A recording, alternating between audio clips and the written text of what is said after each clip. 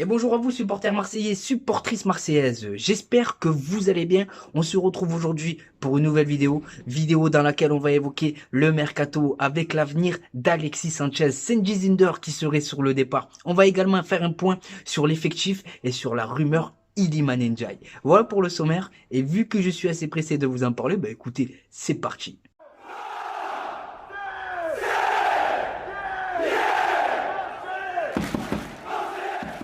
Avant de rentrer dans le vif du sujet, je vous demanderai un maximum de pouces bleus. Et pour toutes les personnes qui vont me découvrir à travers ce contenu, n'hésitez pas à vous abonner. Allez, c'est parti les amis, let's go. Et on va commencer cette vidéo, écoutez, par un clin d'œil à Ismaïla Sarr.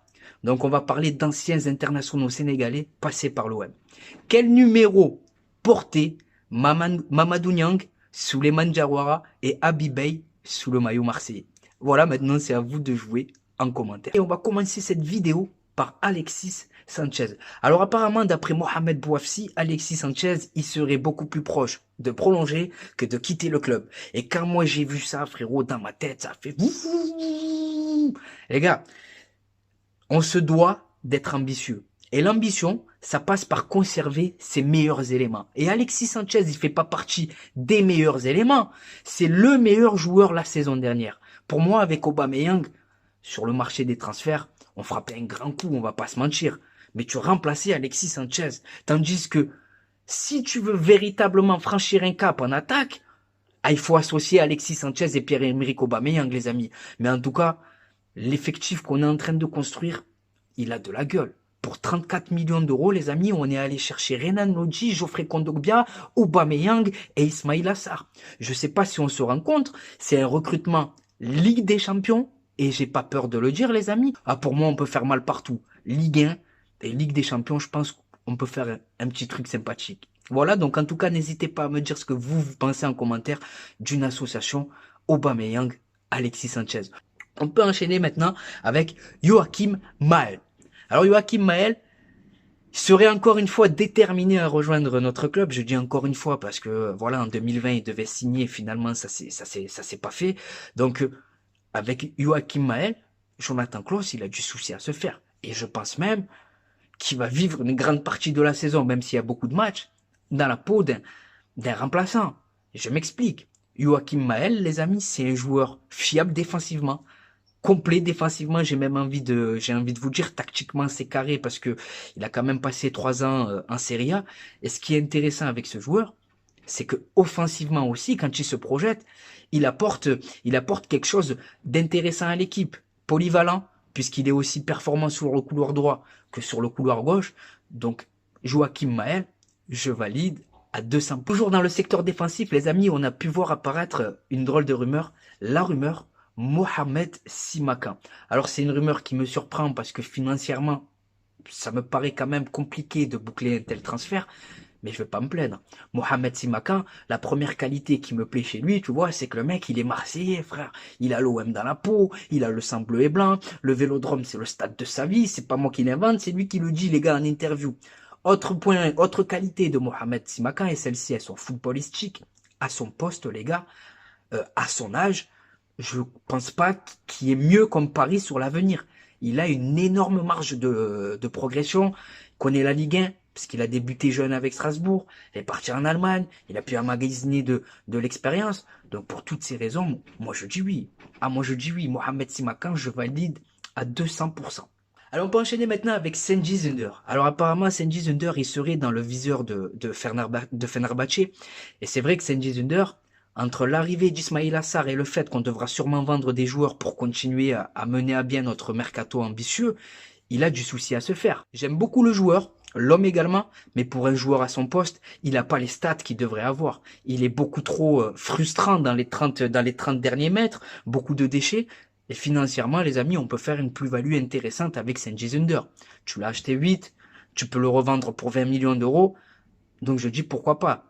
En plus, Iliman Ndiaye, il devrait arriver, il y a d'autres ailiers qui devraient arriver, donc Cengiz Under, il a du souci à se faire. On va parler d'un dossier maintenant qu'on connaît trop bien, hein, le dossier Iliman Ndiaye. Donc c'est un dossier qui a beaucoup trop traîné. Je pense que le joueur, il est retenu par son club. Tu vois, les clubs anglais, ils ont pas besoin de vendre, donc forcément, ils vont être gourmands. Au moment de parler de lui, les gars, je vais prendre des pincettes parce que ça fait quand même 2 semaines qu'on nous dit qu'il doit arriver et il est toujours pas là.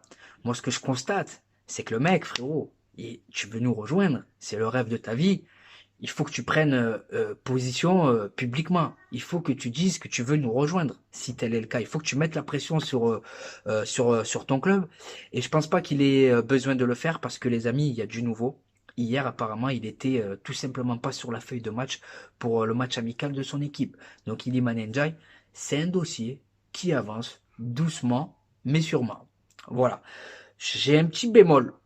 C'est la CAN quand même, les amis. La CAN, bon, moi, qu'on vienne pas me dire que je suis un facho, frérot, hein, parce que moi, je suis français d'origine algérienne, hein, donc voilà. Mais la CAN, quand même, quand je regarde le recrutement qu'on fait, c'est un recrutement qui me plaît, hein. Il y a beaucoup de joueurs internationaux africains, et j'ai peur que ça puisse nous jouer des tours. Admettons, en fin de saison, il te manque 4 points pour finir champion de France, et ces 4 points-là, c'est 4 points que tu as perdus en janvier pendant cette période-là. Honnêtement, je l'aurais là. Voilà. Mais après, moi, j'ai rien contre les Africains ou qui que ce soit, les amis, hein. Le ballon, c'est une question d'homme, hein. C'est pas une question de nationalité. C'est comme toute relation, hein. C'est une question d'homme, de valeur. La nationalité, ça n'a rien à voir. Ensuite, les amis, j'aimerais parler du futur adversaire qui nous attend en Ligue des Champions. Donc, on a pu voir qu'on jouera le vainqueur du match opposant le Naipro et le Panathinaikos. Et la phase 1 de ce match, elle s'est jouée hier. Et le Panathinaikos, ils se sont imposés 3-1. Donc je pense qu'ils ont fait le plus dur, qu'ils ont fait le plus gros, qu'on jouera cette équipe le 8 ou le 9 août à l'extérieur. Grosse ambiance, et c'est pas plus mal, parce que ça va te mettre dans le bain cash. Tu vois, t'as pas le temps de t'endormir sur tes lauriers, que tu vas te retrouver dans une arène là-bas face à 40 000 fous grecs. Donc d'un côté, c'est pas plus mal. Moi, je fais confiance à nos Olympiens, les amis, hein. Si j'étais Marcelino dans le vestiaire, pas grand-chose à dire. Les gars, discipline, concentration, rigueur. Qu'on se serve d'Annecy pour, euh, pour avancer, les gars. Qu'on prenne pas les équipes au niveau de la mentalité, qu'on prenne pas les adversaires de haut. Parce que suffit juste que toi, tu joues à 70%, eux, ils se donnent à 200%, et ça devient déjà beaucoup plus compliqué. Mais en tout cas, je suis ambitieux, je suis serein, je suis hypé par Pablo Longoria, je suis aussi séduit par Marcelino depuis le début, hein. La seule chose ces détracteurs avaient à lui reprocher, c'est que c'était l'ami à Pablo Longoria. Mais moi, pour tout vous dire, j'en ai rien à foutre de ça. Si le mec, c'est l'ami de Pablo Longoria et qu'il est compétent, je m'en fous qu'on le juge sur ses compétences. Donc Marcelino aussi, il jouera gros dès le 8 ou le 9 août, les gars, hein.